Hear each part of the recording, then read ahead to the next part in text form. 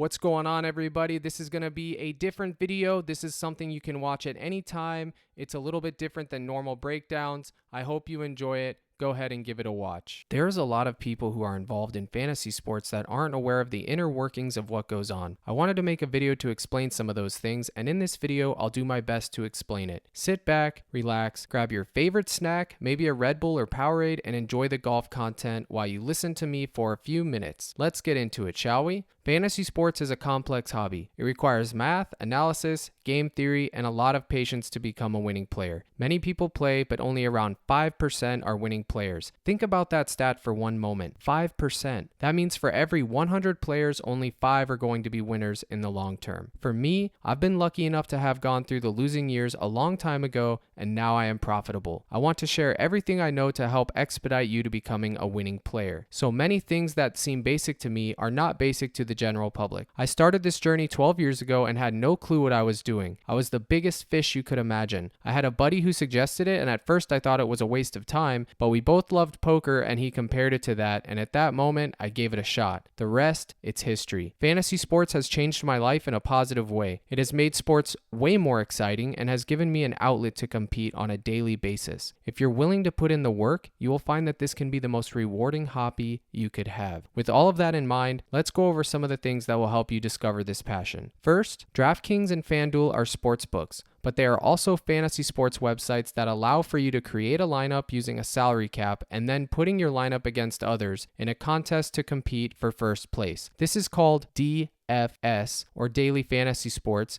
in its main form. It's exciting, rewarding, but most of all, it can be complicated. The upside of this format is that you can invest as little as $5 and potentially win $100,000 every single night.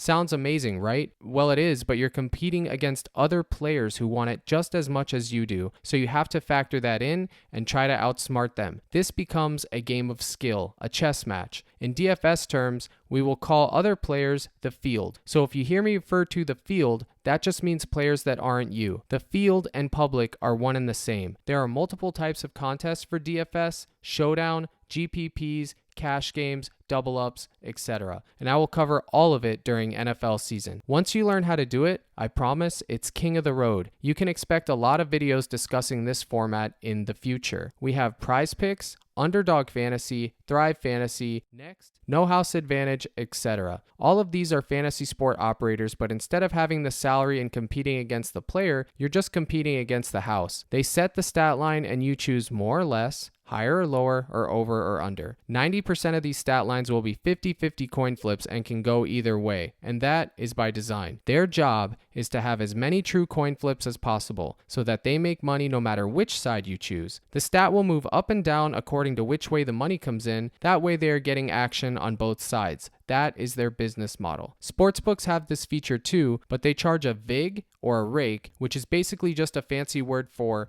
charging you to play. Prize Picks and Underdog do not have this. They just make you pair it with another stat, aka a parlay, which is their advantage long term. A single 50-50 is just that. It's 50-50. But being forced to pair two from two different teams, it's a completely different animal. With that in mind, the goal here is to find props that are not 50-50. And to do that, we use the Vegas odds, which means we compare other sports books and see what the lines are for them. When we find one that is in our favor, meaning 52% or more, we target that prop. Sounds simple enough, right? That's just the first layer, but one of the most important layers at that. For those that get confused with the Vegas odds, let me break that down for you. If you go into a casino in Vegas and say, hey, I want Joel Embiid under 30 points tonight, they will take your money, and depending on whether it's plus or minus, they will give you, quote, odds, end quote. The number will be either plus or minus, so when you see Joel Embiid under 30 points is plus 130, you can know that placing that bet will pay you more than what you're putting down, where if you see minus 130, you're going to get less than what you are putting down. Example, you place $100 on it at plus 130. If the bet wins, you'll be paid $130. If it's at minus 130, you'll have to put up $130 to win that same 100. Why is that? Well, because certain props have a higher chance to hit than others. So when you take something with a higher chance to hit, they're not going to pay you as much. But if you take something that has a lower chance to hit, they pay you more. Now you may be thinking,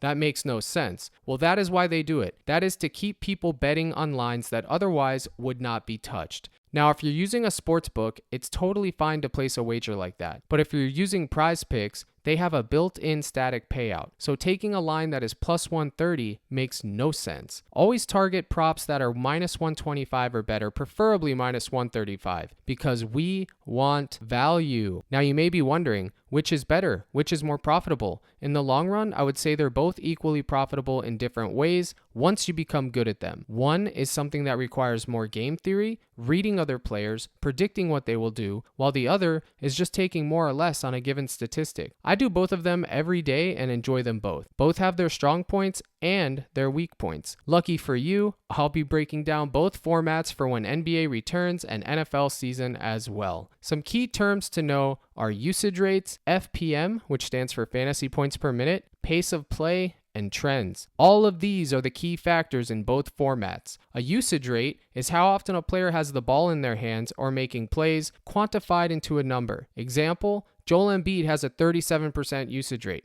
That is an extremely high usage rate and good for fantasy purposes. A higher usage rate means more opportunity to make fantasy points. Pace of play is how fast a team runs their offense, how fast they're moving the ball. Teams are given a number for their pace, and that's how it's quantified. And a fast-paced team means a lot of fantasy points. If a slower-paced team faces a fast-paced team, we call this, quote, a pace-up spot, which is a good thing. A good example of this is the Miami Heat play at an extremely slow pace, which is why most of their games are not good fantasy environments. Being that it's playoffs currently, we are limited in our selection because we only have a few games, but in regular season, we won't even be targeting teams with a slow pace of play. There's no reason for it. When two teams play with a high pace, example, the Charlotte Hornets versus the Atlanta Hawks, you can expect a game that will be high scoring with a lot of offense. Vegas also knows this, which is why the point totals are always projected higher. That should be your first step when looking at which games to target, checking the Vegas spreads and their point totals. What is a spread?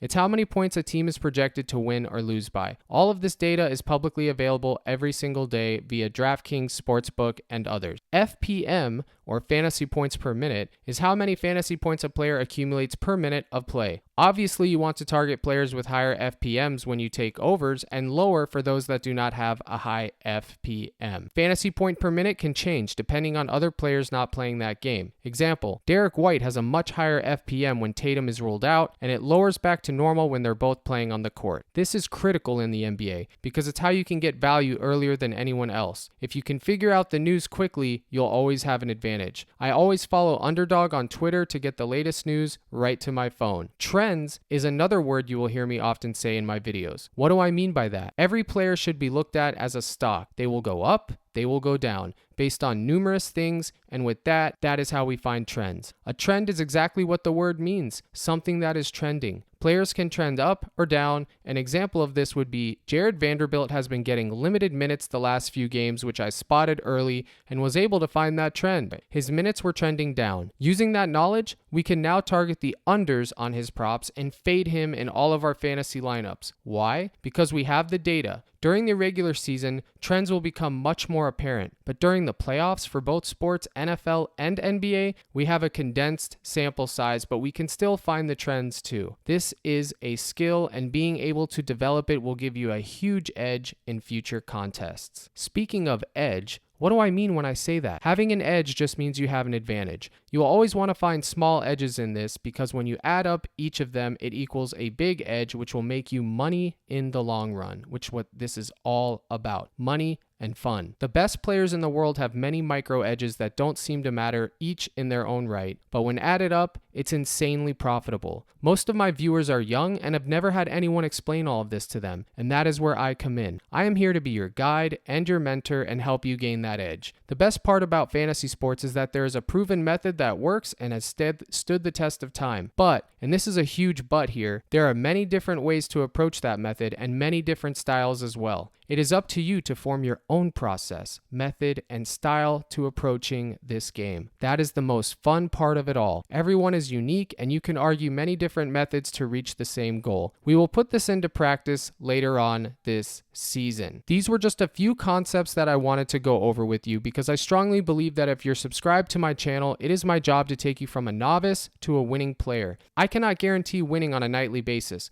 No one can. But what I can guarantee is that I will do everything I can to make you fall in love with this industry as I have, and hopefully make some bags along the way. This hobby takes a strong spirit and a strong mind. If you are here thinking you can gamble your way out of a bad financial situation, you're sadly mistaken. This is a grind. Fall in love with the process and you'll already be a winner. I appreciate each and every one of you who have been supporting me since day one. You're the reason I keep my content going. WNBA is right around the corner, and you better believe we will have breakdowns each and every day, as well as the live streams, just like we did for NBA. I will be doing some PGA during the summer and a little bit of MLB here and there. NFL comes back in September, and we will be crushing and printing every format of fantasy sports available to us, as this particular sport has done so much to change my life for the better. And then in October, we have NBA regular season returning, and we'll have NFL and NBA overlap, which is the greatest time of the year. It rivals Christmas morning. I am so excited to have you on my team, and I am committed to helping you crush these sports. If you made it this far, I give you a huge salute. And if you like my content, give me a like. And if you want daily videos and breakdowns, go ahead and hit that subscribe button. Appreciate you all. I give you a big salute. Good luck. And as always, crush.